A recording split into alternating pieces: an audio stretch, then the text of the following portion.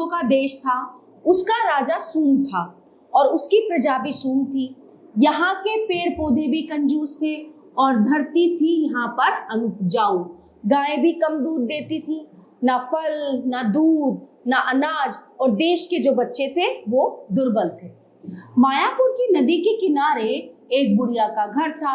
बुढ़िया का नाम था सोनिया। ये नाम उसके सुनहले बालों के कारण पड़ा। सोनिया दुबली पतली थी पर वह बीमार कभी नहीं पड़ी। लोग कहते हैं कि वह अपने बगीचे के फलों को खाकर और बकरी का दूध पीकर जीती थी। उसके घर कभी चूल्हा नहीं जलता था क्योंकि वह कभी कुछ पकाती ही नहीं थी। ठीक है, मायापुर में केवल सोनिया ही एक ऐसी स्त्री थी जो कंजूस नहीं थी। गांव में सभी बच्चे उसके बगीचे में खेलने आते और पेड़ों से फल तोड़कर खाया करते थे। सोनिया बच्चों को अपने आंगन और बगीचे में खेलते देखकर बहुत खुश होती थी। एक दिन बहुत पहले उसने छोटे से लड़के से कहा था कि तुम बड़े होकर डॉक्टर बनोगे, और कुछ सालों बाद ये बात सच हो गई। दूसरी बार सोनिया ने लोगों से कहा था कि अगले महीने तूफान आएगा। ये बात भी सच हो गई। तूफान आया और बहुत जोर का आया। बहुत से घर टूटे, खेती बाड़ी उजड़ गई। लोग कहने लगे कि सोनिया जो है अगम जानी है, तभी तो आगे की बात जान लेती। अगम मतलब आगे की बात जानने वाला। ठीक है, उस मुसीबत में सोनिया ने लोगों को दूध और फल बांटे थे। इससे उनके मन में सोने के प्रति आदर और सम्मान बहुत ज्यादा बढ़ गया। गांव से कुछ ही दूरी पर शहर था।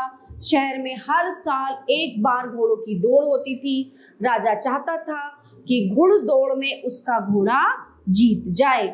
उसके पास 5 घोड़े थे। राजा की समझ में जब खुद नहीं आया कि मैं अपने किस घोड़े को दौड़ में दौड़ाऊं, तब वो दौड़ा दौड़ा किसके पास आया? उस बुढ़िया के पास आया।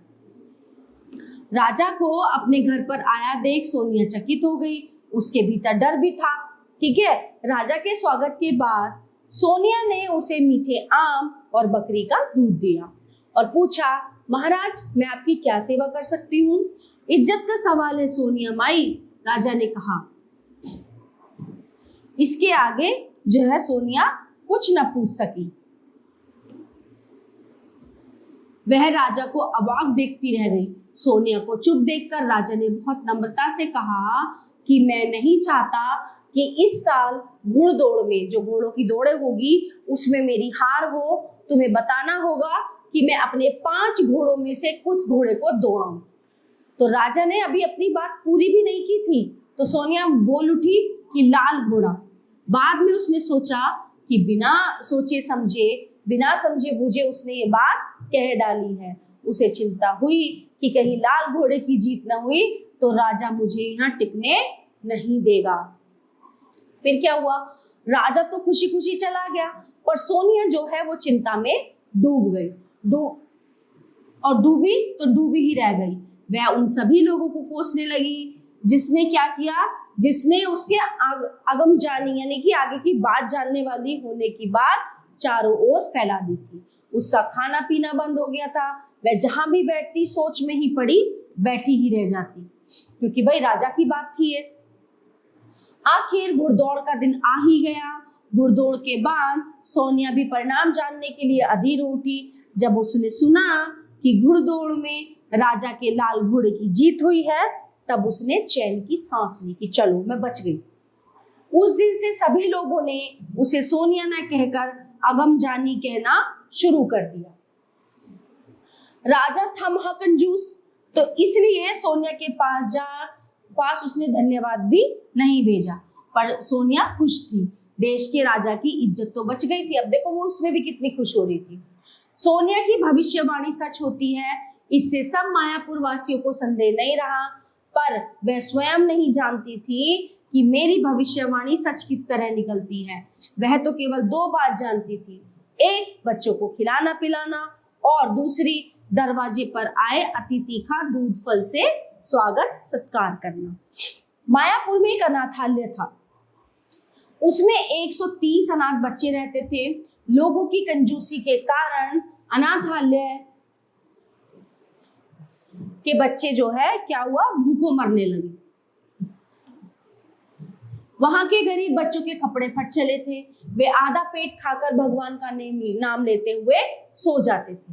अनाथालय के अध्यक्ष ने देश के धनवानों से सहायता मांगी, पर कंजूसों का दान से क्या संबंध। अध्यक्ष ने राजा के यहाँ भी चिट्ठी पत्री की, पर राजा ने ये कहकर टाल दिया कि खजाने में पैसे कम हो गए हैं। अब अध्यक्ष ने देखा कि अनाथालय के बच्चों के लिए भोजन वस्त्र जुटाना मुश्किल हो गया है। फिर उसने क्या किया, तो उसे सोनिया की याद आई। दूसरे ही दिन में सोनिया के घर पहुंचा तो सोनिया ने उसका सत्कार भी दूध और फल से किया। खा पी लेने के बाद अनाथालय के अध्यक्ष ने कहा, सोनिया माई, मैं तुमसे सहायता मांगने आया हूँ, भला मैं तुम्हारी क्या सहायता कर सकूंगी। मेरे पास फलों और बकरी के दूध के सिवाय और कुछ है ही नहीं। सोनिया ने उत्तर दिया, नहीं सोनिया माई, तुम इससे भी बड़ी चीज मुझे दे सकती हो। अध्यक्ष के स्वर में नम्रता थी। सोनिया मुंह बाए अध्यक्ष की ओर देखती रही। उसकी समझ में कुछ नहीं आया। इससे पहले कि वह पूछती तो वो अध्यक्ष ही कह उठा। उसने क्या कहा, तुम्हें एक भविष्यवाणी करनी होगी अनाथालय के बच्चों के हित के लिए, है ना, उनका जो अच्छा हो बच्चों का, उसके लिए तुम्हें भविष्यवाणी करनी होगी। सोनिया माथे पर आए सुनहले बालों को हटाती हुई बोली, मैं तुम्हारा मतलब नहीं समझी कि तुम क्या कहना चाह रहे हो। तुम सभी लोगों से ये कह दो कि अगले शनिवार को प्रलय होने वाली है। अध्यक्ष ने कहा, क्या कहा उसने, कि तुम सबको ये बोल दो कि अगले शनिवार प्रलय होने वाली है। ये तो झूठ बात होगी। इस झूठ से 130 बच्चों की रक्षा हो जाएगी। सभी लोग तुम्हारी हर बात पर विश्वास करते हैं। अध्यक्ष ने जो है हाथ जोड़कर उससे प्रार्थना की, प्रार्थना के स्वर में उससे कहा। फिर पर ये कैसे होगा, आश्चर्य के साथ सोनिया ने पूछा। तुम्हें खुद मालूम हो जाएगा, बस तुम अनाथ बच्चों के लिए ऐसा कह दो। 1 मिनट सोचने के बाद सोनिया ने कहा, ठीक है, मैं बच्चों के लिए झूठ बोलने का तैयार हूँ। मैं कह दूंगी कि अगले शनिवार को प्रलय आ जाएगी।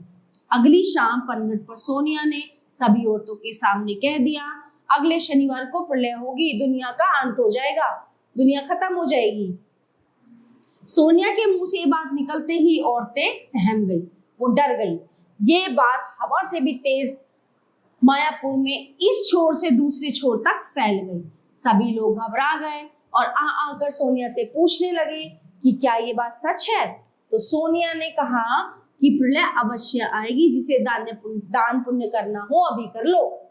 ठीक है, तो राजा ने भी सुना कि शनिवार को संसार का अंत हो जाएगा, तो वह भी कांप उठा। सोनिया की बात का वह कैसे विश्वास करे।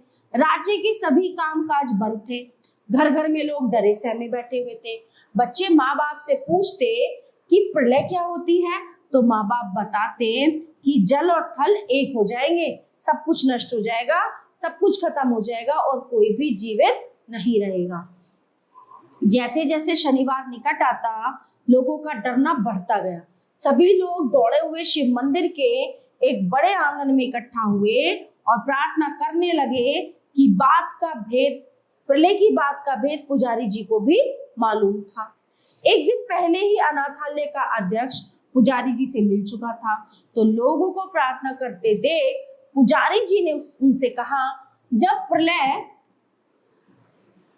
निश्चित है तब जितना बन सके उतना दान पुण्य कर दो। दान पुण्य ही साथ जाएगा, बाकी तो यही रह जाएगा।